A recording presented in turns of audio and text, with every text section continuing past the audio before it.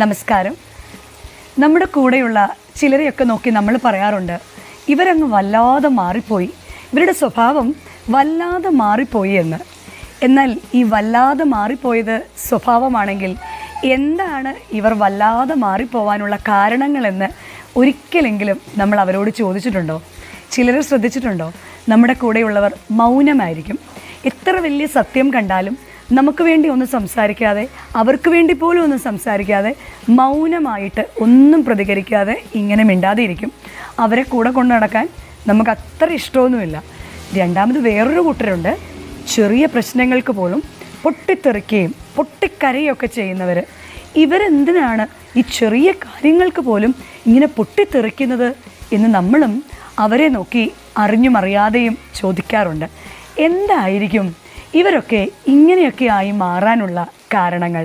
കഥയിലൂടെ കാര്യത്തിലേക്ക് പോകാലെ. ഒരു വ്യാപാരിക്ക് പട്ടണത്തിലായിരുന്നു അദ്ദേഹത്തിൻ്റെ കച്ചവടം. പതിവായിട്ട് അദ്ദേഹത്തിൻ്റെ കുതിരയുമായി പട്ടണത്തിലേക്ക് പോകുമായിരുന്നു. ഒരു ചെറിയ കാട് കടന്നു വേണം അവർക്ക് പട്ടണത്തിലേക്ക് പോകാൻ.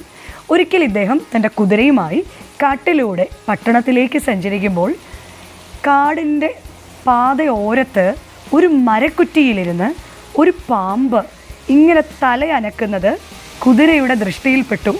കുതിര വല്ലാതെ പേടിച്ചു പോയി. കുതിര വല്ലാതെ വിരളി പിടിച്ച് ബഹളമുണ്ടാക്കാൻ തുടങ്ങി. കുതിരയുടെ ഈ ബഹളം കേട്ട് പാമ്പ് അതുവഴി ഇഴഞ്ഞങ്ങ് പോയി. എന്നാൽ കുതിരയാകട്ടെ വല്ലാതെ പേടിച്ചു പോയി. അടുത്ത ദിവസം അദ്ദേഹം ഈ കുതിരയുമായി കടന്നു വന്നപ്പോൾ കൃത്യം ആ സ്ഥലത്തെത്തിയപ്പോൾ കുതിര വിരളിയായി. കുതിര വിരളി പിടിക്കുന്നത് കണ്ട് അദ്ദേഹം പിടിച്ച് വലിച്ച് കുതിരയെ കൊണ്ടുപോയി. പക്ഷെ കുതിര ഈ സ്ഥലത്തെത്തുമ്പോൾ ഇങ്ങനെ പ്രശ്നങ്ങൾ ഉണ്ടാക്കുന്നത് കണ്ടിട്ട് അദ്ദേഹം കുതിരപ്പുറത്ത് നിന്നിറങ്ങി പാമ്പ് ഇരുന്ന ആ മരക്കുറ്റി മൂടോടെ പറിച്ച് കുതിരയുടെ മുൻപിൽ വെച്ച് തന്നെ കളഞ്ഞു. പക്ഷേ കുതിര പിറ്റേ ദിവസവും ആ സ്ഥലത്തെത്തുമ്പോൾ വിരളി പിടിക്കുക തന്നെ ചെയ്തു. ഒരു നിവൃത്തിയും ഇല്ലാതെ വന്നു കഴിഞ്ഞപ്പോൾ ഈ വ്യാപാരി അദ്ദേഹത്തിൻ്റെ റൂട്ട് അതുവഴിയുള്ളത് മാറ്റി വേറെ വഴിയിൽ കൂടി വളഞ്ഞ് പട്ടണത്തിലേക്ക് പോകുന്നത് പിന്നീട് ശീലമാക്കി എന്നതാണ് ഈ കഥയുടെ അവസാനം. പ്രിയമുള്ളവരെ, നമ്മുടെ ജീവിതത്തിലും ഈ കുതിരയും ഈ പാമ്പുമൊക്കെ നമുക്കും കാണാൻ സാധിക്കും. ഈ കുതിരയെ പോലെ സാധാരണഗതിയിൽ നമ്മളിങ്ങനെ സ്മൂത്തായിട്ട് ജീവിച്ചു പോകുമ്പോൾ ആരെങ്കിലുമൊക്കെ ഈ പാമ്പിനെ പോലെ നമ്മളെ ഭയപ്പെടുത്തുകയും നമ്മളെ ഒറ്റപ്പെടുത്തുകയും നമ്മളെ വഞ്ചിക്കുകയും നമ്മളെ ചതിക്കുകയൊക്കെ ചെയ്തു കഴിയുമ്പോൾ ചിലപ്പോൾ നമ്മൾ അറിയാതെ പേടിച്ചു പോകും. നമ്മളുടെ സ്വഭാവത്തിന് ചെറിയ മാറ്റങ്ങൾ അന്ന് തുടങ്ങി കാണാൻ നമുക്ക് സാധിക്കും.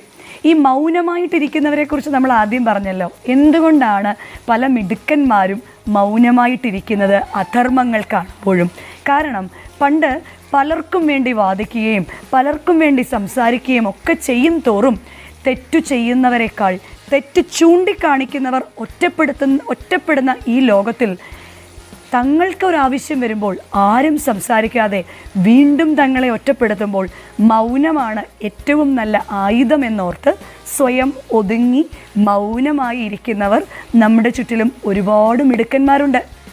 എന്നാൽ ഭയങ്കരമായ പ്രശ്നങ്ങളിൽ എന്ന പോലെ ചെറിയ ചെറിയ കാര്യങ്ങൾക്ക് പോലും ഭയങ്കരമായി പൊട്ടിത്തെറിക്കുകയും ഭയങ്കരമായി കരയൊക്കെ ചെയ്യുന്ന വേറൊരു കൂട്ടരുണ്ട്.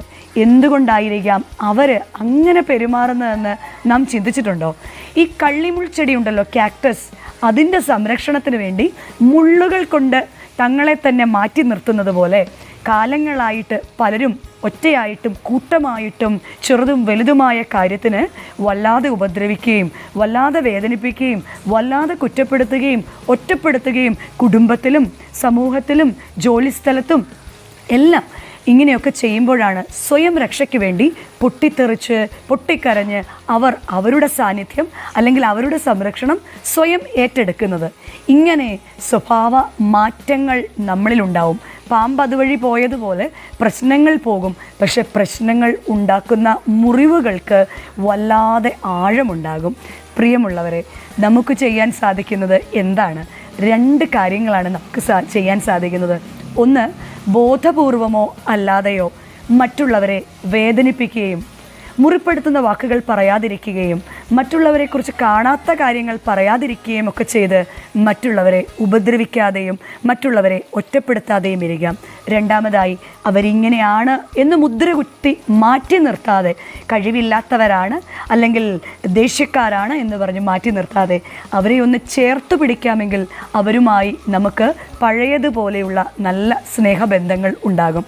നമ്മുടെ ഇടയിലും ഈ ഒറ്റപ്പെടുന്നവരെയും ഈ മുറിപ്പെട്ടിരിക്കുന്നവരെയും ഒക്കെ ചേർത്ത് നിർത്തുവാൻ, അവരെ നമ്മളിൽ ഒരാളായിട്ട് കണക്കാക്കുവാൻ എല്ലാവർക്കും സാധിക്കും.